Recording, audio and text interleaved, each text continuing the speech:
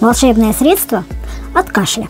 Если у вас замучил кашель при бронхите, пневмонии, ларингите, возьмите самое простое семя аниса. Продается в любой аптеке. Также вам понадобится миска, кружка. Берем чайную ложку аниса, чайную. Берем кипяток 200 мл и заливаем семя. Также добавляем воды в миску.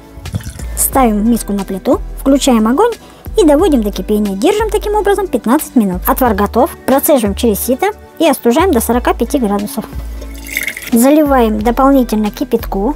Примерно 200 мл разводим до объема 400 мл.